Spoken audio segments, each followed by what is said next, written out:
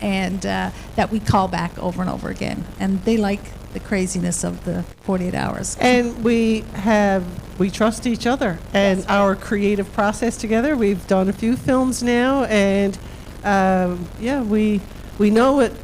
We started on shaky feet, but by Sunday we're looking at each other going, yeah, it's not half bad. Yeah. This could actually work. Sunday morning's kind of odd because you've got she's got a rough cut done by Sunday morning, right? Yeah. And we're just fine tuning and finding some.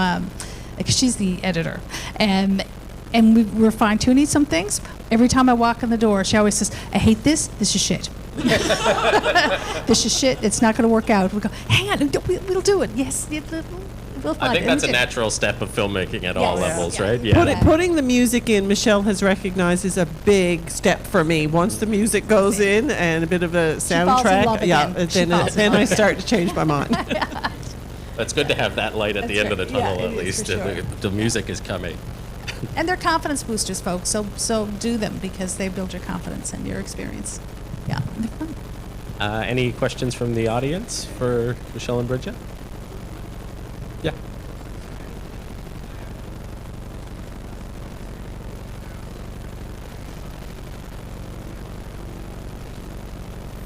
What we do is we get the prompt and we take an hour alone and come up with our own ideas and brainstorm our own ideas, and then we pitch them to each other, and we don't argue. If it's not working for me, I'll look at Michelle, and because Michelle can come with the ideas like this, and I'm like, it's not working.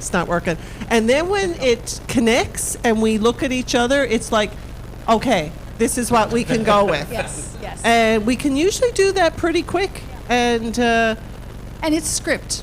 Yes. And I hate the weird props like plungers and toilet seats and I hate the weird props. But get a script, and everything else will fall into place. So take the time to do that because the rest is phone calls, right? The rest is phone calls and getting a weird prop or something. Yeah, and you realize you got to go in and you got to shoot the next day with no shot sheet. Who got time to make a shot sheet in a 48-hour? And, with this one, we actually screwed up our microphones. We had, for 2 hours, and I was about to pull the hair out of my head, and all the actors, everyone was on set. And it was like, the microphones are dead. These are the Rhodes microphones. But, it was a unidirectional cord we figured out that we just needed to reverse. And how much do you hate yourself when you find it? It's like reboot the computer and it's perfect. Unplug it and plug it back in. It works every time. And it was she was at Lowe McQuaid and a guy just walking by. Yeah, I was trying to explain this problem out to Lang and McQuaid. Like, sweat. It's like, I got a whole crew back there. Come on, I got to figure. And this guy just drifts by and he goes, "That's unidirectional. Turned around." And I'm like, it's gone. It's like the voice of technical God. There was a twinkle in his eye, and then he disappeared back up the chimney. He just disappeared. And myself and the service guy looks at each other. It's like, oh, okay, worked fine. But the trick was she went and we rehearsed. We rehearsed and measured out some shots. So we didn't actually. Once we shoved the panic down and kind of went, we'll get something. We just started rehearsing. Well, I'm glad you pushed through. Thank you so much for your film, and thanks for coming up and chatting with us. Thank you. We'll get the next one. Yes, we'll get the next one. No more books. And finally, I would like to, from the Ugly Chickens, Gina Simone. Come on up. Oh, well, I should keep the third chair because there's, we have a dodo. It's great. So thank you for coming and checking out the festival and for coming and repping the film. Thank you for having me. Yeah, I'm the first assistant director. I'm not on the sort of director-producer roles, but it's so nice. It's just so nice to be here. I've never been to Newfoundland before, and the team couldn't make it, so they invited me to come for them, and it's just, got here. This is the most beautiful place. Well, we're so happy to have you, and we'll get you your Team Dodo T-shirt by the end. We'll have our Grey Doc T-shirts. So, can you tell me a little bit about the genesis of this film? It was based on a short story. Yeah. So at the end, you saw "In Loving Memory of," and George R. R. Martin, when he was just like a 15-year-old boy, wanted to buy a comic book and he was able to find it through another very young guy named Howard, and that was Howard Waldrop, who turned out to be a really well-known science fiction writer. And they stayed friends for a very, very long time. And I think the story goes that George really wanted for people to actually be able to see these stories and hear about them more and give a little bit more light to them. And, you know, translating into film can sometimes do that for the short story format. So over the last few years, he's taken a few of Howard's shorts and is developing them into film. And this story is really interesting and a bit sad because I know they did the first few, but with The Ugly Chickens, Howard got to watch the rough cut. And then I think it goes, you know, George told him, we just have some post stuff to do. And I think it was 6 days later, Howard passed away. Oh, wow. But he did get to see the rough cut and he really liked it, which is so lovely. And when they were shooting it in Toronto, that's where I met the team. And what was awesome was that once I worked with Mark and the entire team, the writer Michael Cassett, they asked me to do their next one in New Mexico.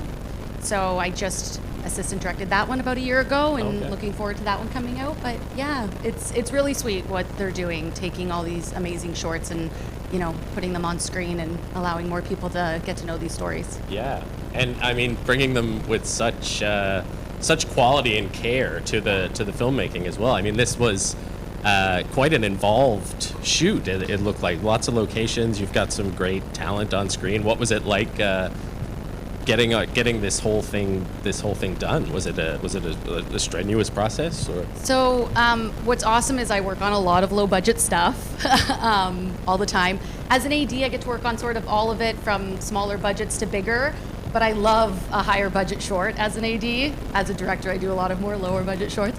But that's what made this really fun, was being able to play with things. Like, it's set in 1980, so wardrobe design, production design, everything had a little bit more attention, and there was a lot of things to play with. And so watching the creatives go through that, and as the AD making sure everybody knew what exactly are we going to see, because I need to dress it and it has to look like it's from a certain time. So those details, and as an AD, I'm always trying to point out, make sure we are able to highlight every detail you see. What windows are we going to see through? We shot it in Ontario, and it needs to look like it's in the States. So all those details were really fun to play with. The dodos were an experience I've never had. I've worked with visual effects before, but those puppets were probably half the budget. But they were so cool, and they felt so cool. They felt so real. Like, I was excited to see them in person, and then I'm like playing with it, and one of the guys like jumps at me with it, and because it feels so real.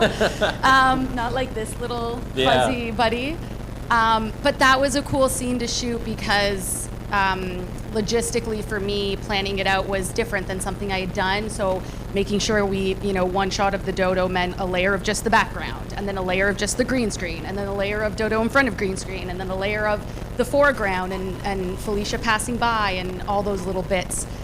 So it was really fun to see it come together in the end. I was so excited to see the edit, and I actually just saw the film not too long ago, and I love it. I think it's so sweet. And now I want to read all of Howard's shorts. So. Yeah, that's what I came away too. I'm excited to hear that more of them are being made into films. And they're all, like, I know George says this in a lot of interviews, but they're all so different.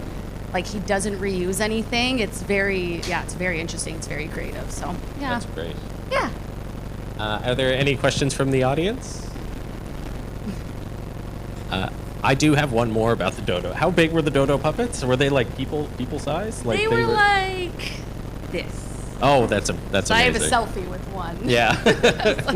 But it did take like 5 people dressed in full green to move each body part. They wanted the neck to move, the head to move, the arms, the wings to move, the legs to move. So it was kind of funny to see, all these bodies behind this little dodo and them all doing the dance. But they were so talented. Like, the team was like dancing in and they were all in sync. Like, they flowed together very well. So to see the movement on screen was really cool. Yeah. And before we wrap up, I want to say, like, watching all the films was really cool and really sweet because, like, I think I almost cried through several of these ones. I saw some yesterday, but yeah, there are a lot of amazing storytellers out there, and it's so nice to see everybody just making things happen. You know, whether you have a George R. R. Martin budget or you have a 48-hour film to accomplish. So congratulations to everybody, because it's just, there is some heart going into these films. I can feel it, so that's really cool. Thank you. Yeah. And yeah, I totally agree. Congratulations to everybody. Yeah. Thank you so much for Thank joining us. you. Enjoy the rest of your time in Newfoundland. He hates the title. Ugly chickens. Yeah, and we have another showing starting now. If you've got your tickets, or I think starting probably pretty soon.